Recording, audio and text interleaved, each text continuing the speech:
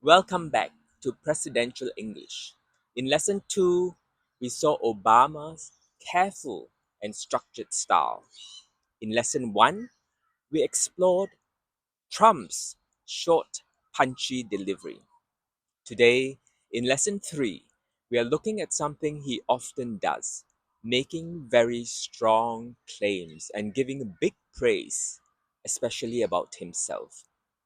We'll break down three famous quotes President Donald Trump said, explore the English behind them, and talk about the effect his kind of language has. The three lines: nobody builds walls better than me. I'm a very stable genius. We have the best economy in history. So each of these is short and confident, and each one uses language that sounds powerful and may also feel exaggerated. Now let's break it down and analyze. Number one, nobody builds walls better than me. I want you to note the grammar. In formal English, it should be better than I, because it is better than I do. Nobody builds walls better than I build walls. That's why it's I.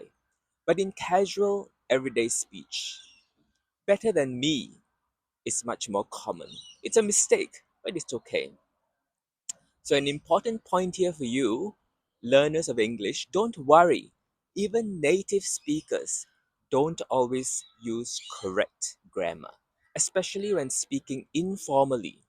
And that's completely normal in conversation.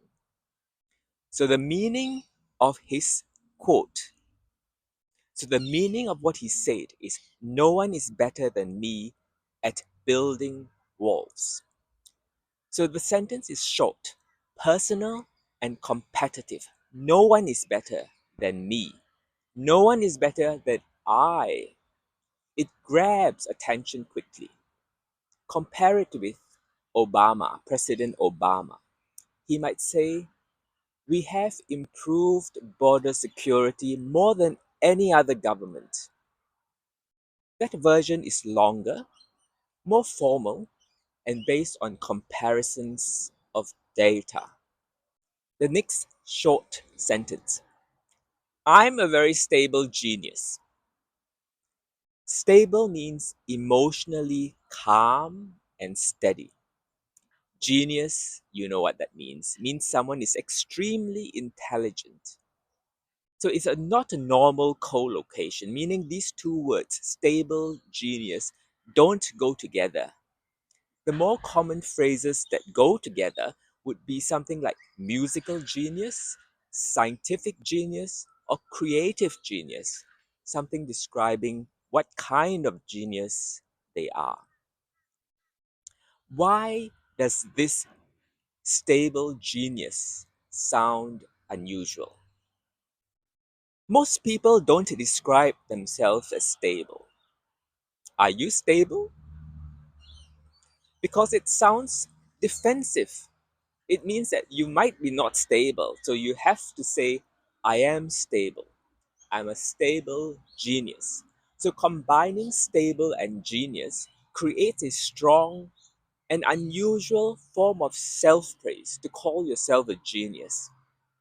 Compare that with a typical saying by a politician: I have the judgment and experience needed for leadership. I have the judgment and experience needed for leadership. Now, the third quote is: we have the best economy in history. In history. Best means no one and no time is better. In history means across all time. It's a very, very big statement.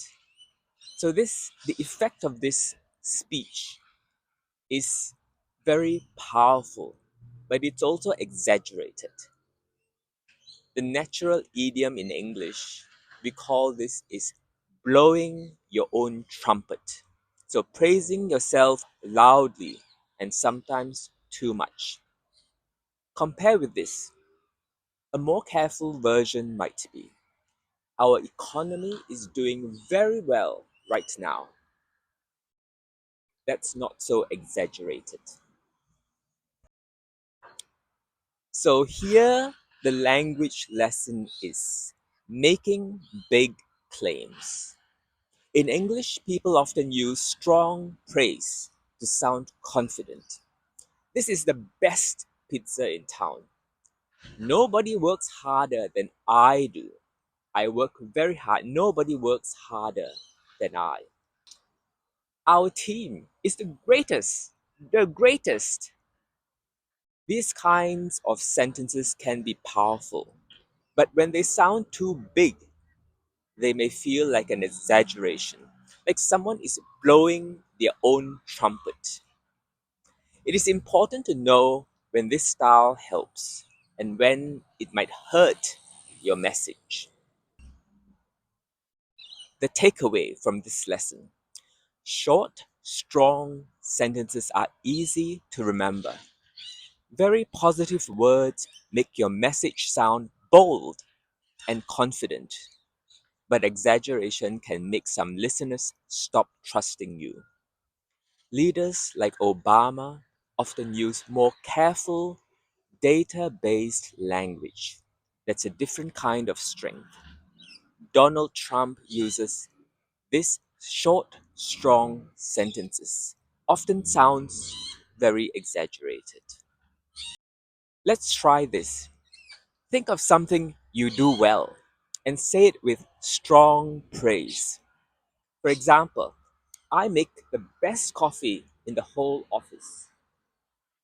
Or now say it a bit softer. My coffee is pretty good.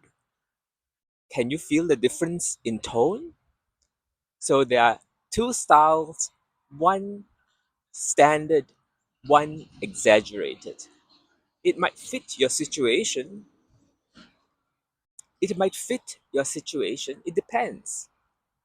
You can sometimes often self praise, which is fine, which is harmless, but don't do it too often. That's English lesson number 3 of Presidential English. We explored how President Donald Trump uses short, bold phrase to sound confident, and how exaggeration works in real English. Which style do you prefer? Tell me in the comments. Like the video and subscribe for lesson 4.